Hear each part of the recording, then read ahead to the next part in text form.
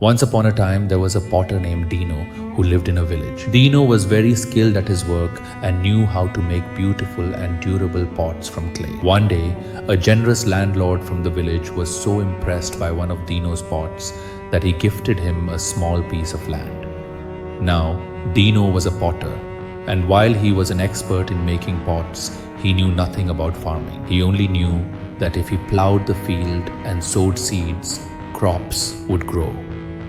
He plowed the field but then got confused. So he went to the market and bought some seeds that he thought looked good. He returned to his field and scattered all the seeds across it. The seeds Dino planted were not for vegetables or fruits, but for flowers. So, just a few days later, his entire field was filled with beautiful flowers of every color and fragrance. Dino was very proud of his magnificent crop. At first, everyone was surprised, but soon they began to envy the potter's fertile field. Soon, the fame of Dino's colorful and beautiful field spread far and wide. Beyond the village, there were tall mountains with a cave in the highest one. In that cave lived an old giant who had a strange bird.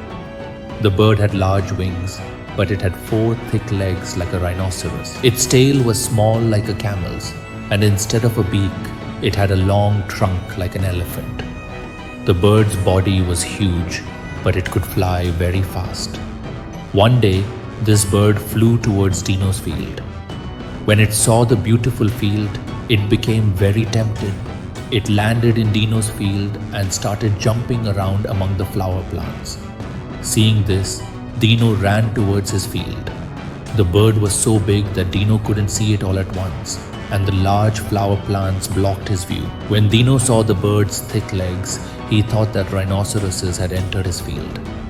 As he moved closer, he saw the bird's trunk waving and thought that big worms had invaded his field. He wondered how he could get rid of these worms. Just as he was thinking this, the bird flapped its large wings to take off. The wind from its wings blew so hard that Dino was blown away and fell unconscious. When he came to, the bird had already flown away. Dino thought it was all a dream and quietly returned home. A few days later, the bird returned to Dino's field and started eating the flowers. This time, Dino was very angry and rushed towards it to chase it away. Seeing Dino shouting and running, the bird decided to fly away. As it took off, Dino managed to grab its small tail. Since the bird was so big, Dino couldn't stop it, but he ended up hanging on and was carried away to the giant's cave. Upon seeing Dino, the giant asked the bird, "What have you brought with you?" The bird replied, "I was happily eating the fragrant flowers in this foolish potter's field, but he kept making noise. When I tried to fly away, he clung to my tail and came here." Hearing this, the old giant laughed heartily at Dino's foolishness. Dino, trembling with fear, was hiding in a corner of the cave. The giant offered Dino some good food and then filled 2 pots with golden wheat, telling the bird, "Go, take this man back to his home." When Dino returned home, his wife asked, "Where have you been all day?" "I went to the field, but I couldn't find you." In response, Dino showed her the pots filled with wheat and told her the whole story about the giant. His wife was very surprised. She thought it was ordinary wheat, so she first tried to roast it, but when nothing happened, Dino said, "Forget roasting it, let's boil it instead. I'm very hungry." They boiled the wheat for a long time, but it still didn't soften. After failing to cook it, Dino and his wife tried to eat it raw. After many failed attempts, Dino finally said, "This is all useless. This wheat looks beautiful, but it is completely worthless." Frustrated, Dino threw all the wheat into the garbage and the couple cooked their ordinary rice for dinner. In that village, there was also a goldsmith. One day, a woman came to him wanting to make a ring. At that moment, the goldsmith had no coal to melt the gold, so he told the woman, "I don't have coal right now. Dino the potter uses coal for his furnace. He must have plenty. You should go and get some coal from him." Hearing this, the woman headed towards Dino's house. Outside Dino's house, there was a pile of garbage where he threw his used coal. The woman thought instead of asking Dino, she would collect some coal from the garbage. While digging through the garbage, she suddenly found the golden wheat grains that the old giant had given to Dino. The woman was astonished to find the golden grains and quickly gathered them up. She took them to the goldsmith, who recognized them immediately as gold.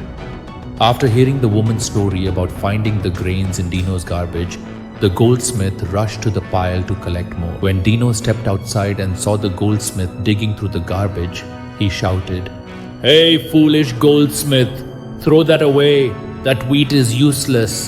You can't roast it, boil it, or chew it. It's completely worthless." The goldsmith laughed and replied, "Foolish one, I am not the one who is foolish. This is not wheat. It is gold." Dino was shocked and confused. He insisted, "But that wheat is mine. It was in my garbage." He then recounted the entire story of the giant and the bird. Hearing this, the goldsmith's greed was ignited, and he said, "I will return this golden wheat to you, but only if you help me get some gold from the giant as well." Dino agreed, and soon enough, the giant's bird returned to the village. Dino grabbed its tail again, and this time the goldsmith held onto Dino's legs. As they soared high into the sky, the goldsmith, lost in dreams of gold, asked Dino, "How much gold can fit in one pot?" Dino, gesturing with his hands, said, "So much."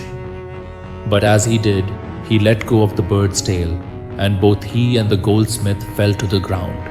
The goldsmith fell first and died on impact, while Dino, landing on top of him, survived but was injured. And so, the story teaches us that greed can lead to dire consequences. Dino learned that not everything that glitters is gold, and sometimes what seems worthless may hold great value. From that day on, he focused on his craft, cherishing the beauty of his flowers and the simple joys of life, while the village remembered the tale of the foolish potter and the price of greed. In the end, Dino found happiness in his work and the beauty around him, realizing that true wealth lies not in gold, but in the love and appreciation of what we have. Thanks for watching. Subscribe True Legend Hub for amazing content.